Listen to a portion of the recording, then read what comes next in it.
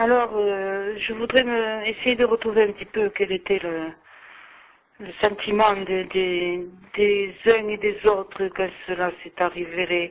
Il s'agit du cheval de Troie, voilà, hein, la guerre de Troie. Ulysse qui fabrique le cheval de Troie pour faire tomber la ville de Troie qui résiste depuis 10 ans aux Grecs. Et donc, voilà, Ulysse se débrouille pour faire tomber la ville de Troie et finir ce siège, parce que ça fait un peu trop longtemps que ça dure. Et j'essaye de me retrouver, de m'imaginer cette période qui est plus qu'ancienne quand même. Hein. Tiens, d'ailleurs, je n'ai même pas la date pour la situer dans le passé. Alors, je sais que c'est une histoire d'une femme, Hélène, qui est enlevée par Paris, je crois, il s'appelle. Hein. Et donc, le roi, son époux, dont je n'ai pas le nom, essaye de récupérer sa femme. Et la belle Hélène, alors, comment puis-je la trouver, cette belle Hélène? Elle a les cheveux très clairs, elle est grande, elle est mince, elle est fine, elle a l'air de s'habiller de façon légère, elle a des toges, des robes plissées qui descendent jusqu'au bout de la pointe du pied, quoi, des chevilles. C'est vrai qu'elle est magnifique.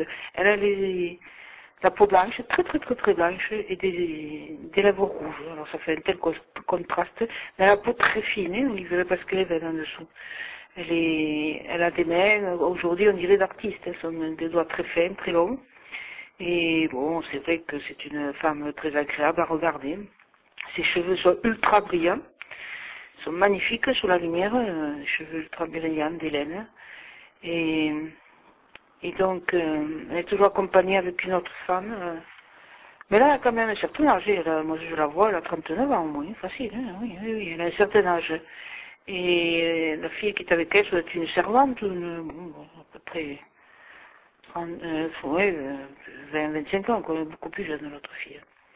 Et donc, voilà, c'est un peu le temps quand même de l'insouciance. Il y a la guerre au pied des remparts, mais la guerre, elle se fait pas tous les jours. Oui, le siège il dure 10 ans, mais ils se battent pas à chaque instant, quoi. Voilà, c'est ça.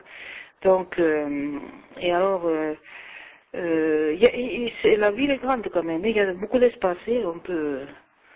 On peut marcher dans les rues, voilà, des rues écrasées de soleil. Elles marchent toutes les deux. Hélène avec sa suivante là, qui porte un grand panier. Je sais pas quel genre de course elles font, ce qu'il y a dans ce panier. Les fruits, j'ai l'impression, ils sont en train d'aller. Alors, il doit y avoir le siège, il doit pas être si sévère que ça, parce que si elles vont au marché acheter des fruits, c'est que vraiment il y a des trous hein, dans le siège, là ça passe, hein, des fruits et des légumes. Et bon, ça sort en marchant comme ça, et puis marche vite, on dirait qu'elle touche à peine la route tellement elles sont légères, hein, et marche vite. Et puis, on entend quand même à un moment donné des grands fracas, des bruits de l'autre côté des murailles, quoi. Voilà, il y a des fracas bizarres, des bruits.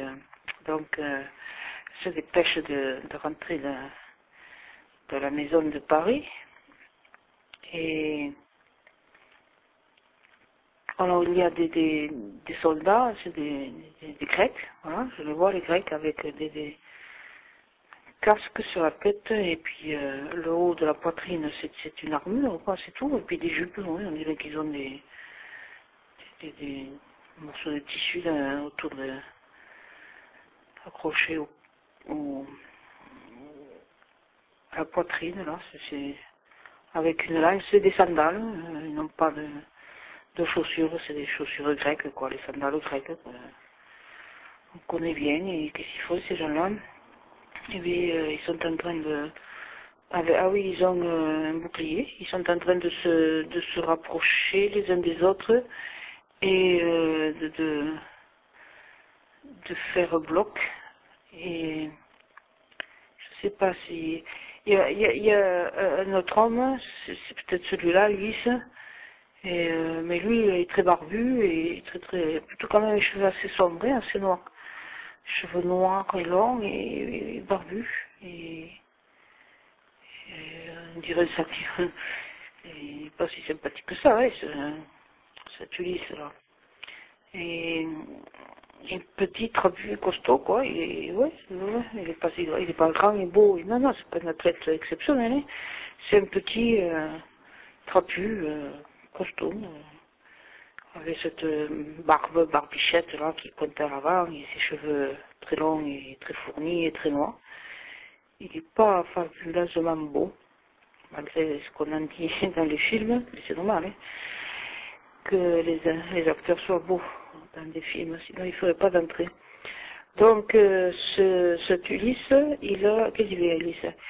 Il a fait donc, ah oui, il a fait construire cette immense, cette espèce de chariot immense, hein, et alors, il est très très haut, ce truc de bois, il est très très très haut, et puis il demande, on le voit de loin, bouh, qu'est-ce que c'est grand ce truc, et au moins 6 mètres de hauteur, hein, plus que ça même, et très très très très très très lourd, et donc il fait rentrer tous les Grecs dans le cheval, et le cheval il n'a pas de roue, hein. Le cheval comme ça il est posé sur on dirait des rondins, de grosses traverses d'arbres peut-être. Et voilà, et tout le monde, ils sont tous rentrés là-dedans. Et en fait, il n'y a que la tête qui ressemble à un cheval, hein. Après le reste, et puis le corps, il n'y a pas de pattes, rien, c'est juste une forme avec une tête, vraiment une tête ouais, une tête de cheval. Mais ce qui contient les soldats, c'est une sorte de, je sais pas moi, pas de cube, mais de parallépipède et en hauteur quand même. Il n'y a que la tête qui travaille, qui ressemble à un cheval. Le reste du corps, c'est informe, ça fait pas un beau cheval, il faut pas, c'est simili-cheval, quoi, voilà. Et donc, les soldats grecs sont là-dedans, et puis les Troyens, ils arrivent, donc au début, ils sortent un peu intimidés des murailles, quand ils voient qu'il n'y a plus personne, que l'armée a décampé, ils ne reviennent pas, ils se disent, mais oh, ça y est, c'est fini, oui, vraiment, depuis tant de temps que ça durait, ils n'arrivent pas à imaginer que les Grecs soient partis, quoi, voilà. Et donc, ils mettent du temps, oui, au moins, pratiquement, ils n'y vont pas du premier coup. Hein. D'abord, ils se sont rendus compte que les Grecs étaient partis qu'à la tombée de la nuit, donc hop, hop, hop, quand la nuit tombe vraiment, là, hein, la nuit est presque noire, ils rentrent vite là, hein, il va s'enfermer de nouveau. Demain il fera jour, se disait-il. Hein. Et donc voilà, ils laissent passer cette soirée, cette fin de nuit là, sans avoir été récupérer cette espèce de trucs bizarres qui vont au fond là-bas, si loin, et qui n'arrivent pas à comprendre, c'est un peu dans les brouillards et dans les brumes, et ils ne savaient pas trop ce que c'est. Donc ça c'est le premier jour, bon, ça devait être, je sais pas, dans les 18-19 heures, quand l'armée a décampé, que les Troyens se sont rendus compte que la plaine était vide, qu'il n'y avait plus personne. Mais le premier jour, ils n'y vont pas. Et alors donc, ça se passe dans la soirée. Et le lendemain, que fait-il le lendemain? Est-ce qu'il fait beau? Alors, le lendemain, comment je les vois le lendemain? Voilà. C'est un groupe à peu près, je sais pas moi, ils sont 8, 10 ou 12, ouais, voilà. Une petite cohorte là, de 8, 10 ou 12 gens de Troie qui osent s'aventurer et qui vont un peu loin des murailles et qui se rapprochent de ce truc en bois, enfin de cette espèce de chose informe qu'ils voyaient de loin, et ils s'en rapprochent, s'en rapprochant, ils éclatent de rire de voir cette espèce de truc là qui ressemble à un cheval. C'est une couleur marron, je sais pas, ocre marron quoi. Voilà. Et ça les fait rire. Et puis mais bon, ils s'en reviennent et puis ils vont en rigolant voir les gens de la ville et leur chef, quoi, pour leur dire que voilà, quoi, les Grecs qui sont fous, ils sont partis en laissant un cheval en bois. Et ça, alors à ce moment-là, Paris il se précipite pour aller voir ce que c'est, quoi. Hein.